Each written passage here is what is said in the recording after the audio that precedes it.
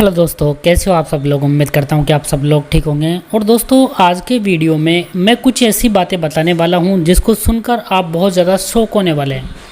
दोस्तों, पहली चीज़ है कि किसी भी कंपनी का आप इन्वर्टर ले रहे हैं तो उस कंपनी की सर्विस आपके एरिया में होनी चाहिए।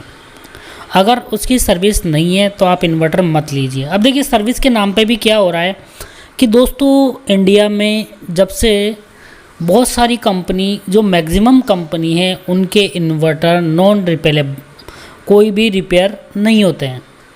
कैसे? देखिए, अब मैं बहुत सीधा एग्जांपल देके बताता हूँ।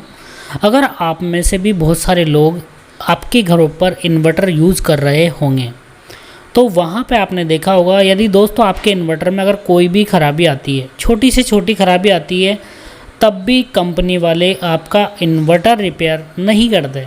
वहाँ पे हो क्या रहा है कि पूरा का पूरा कार्ड ही चेंज कर देते हैं।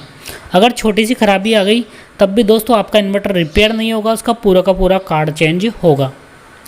तो यहाँ से हमें क्या समझ में आ रहा है कि यहाँ पे जो भी कंपनीज़ है, जो भी इन्वर्टर बेच रही है, वो केवल या तो बाहर से इन्वर्टर ख़रीद रही है जिस पे केवल अपना टैग लगवा रही है, या फिर बाहर से कार्ड खरीद के उसको असेंबल कर रही है। मैक्सिमम कंपनियां दोस्तों, मैंने तो कोई भी अभी ऐसा इन्वर्टर नहीं देखा।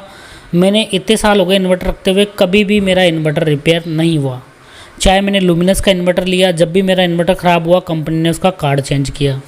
चाहे यूटीएल का इन्वर्टर हुआ, किसी भी कंपनी का आप इन्वर्टर देख लो, वहाँ पे अभी करंट में नॉन रिपेयरेबल है, कोई भी इन्वर्टर रिपेयरिंग नहीं होती है, केवल कार्ड चेंज होता है।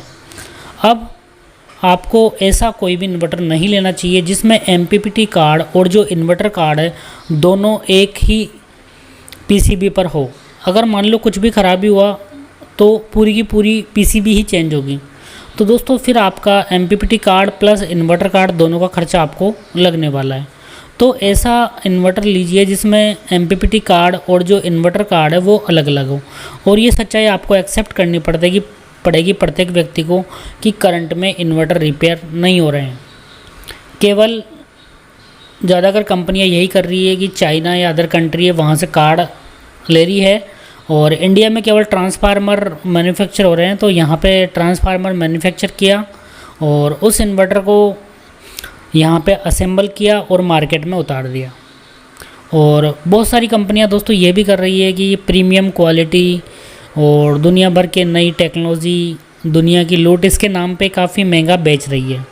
पर दोस्तों, सच जानकर आप हैरान हो जाओगे कि आपको यदि कोई भी, देखिए 3 चीज़ें आपको मैटर करती है। अब देखिए, एक और नई चीज़ मैं आपको बताने वाला हूँ।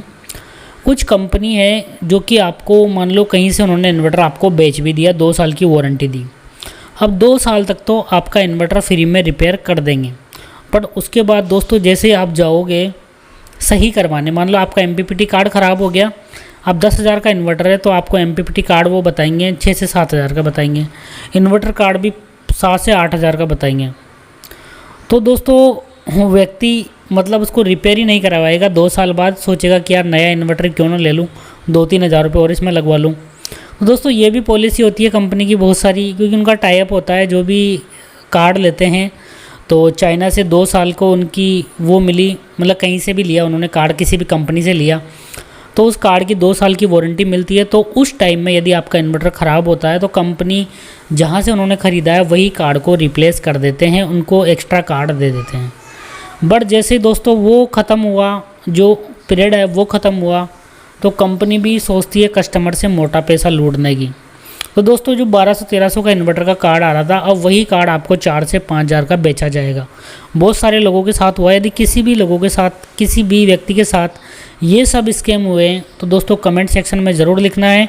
और कौन कौन सी कंपनी में आपके साथ स्कैम हुआ है, कौन से इन्वर्टर में आपके साथ स्कैम हुआ है, वो भी आप ज़रूर लिखिए, ताकि लोगों को पता चले क्या कस्टमर सर्विस की स्टेटस है, आफ्टर सेल सर्विस कैसी है, और जो आपका वारंटी पीरियड है उसके बाद कंपनी की सर्विस कैसी रहती है। तो दोस्तों, ये इंडिया में हमेशा ही रोना रहा है कि इन्वर्टर कंपनियां इन्वर्टर बेच रही है, काफ़ी मोटा खर्चा कर रही है इन्वर्टर के प्रचार पर, खुद को नंबर 1 कंपनी बताती है इंडिया की, चाहे कोई भी कंपनी हो, बट जब सर्विस की बारी आती है तो पीछे हट जाती है।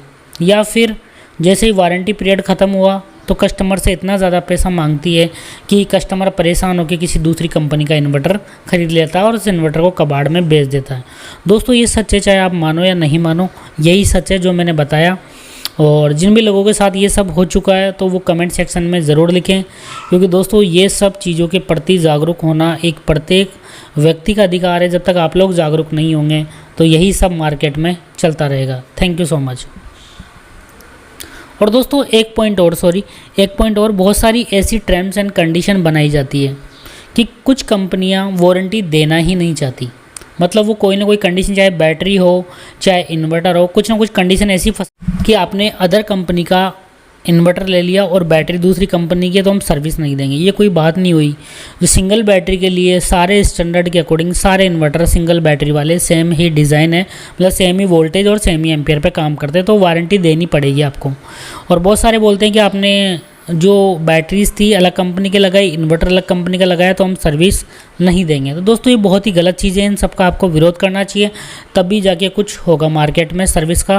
क्योंकि इंडिया में इन्वर्टर सर्विस के मामले में बहुत ही दयनीय स्थिति है। काफ़ी कम कंपनियां हैं, अगर जो देती भी है तो वो जैसे ही वारंटी पीरियड ख़त्म हुआ तो आपसे मोटा पैसा लूटने की सोचती है।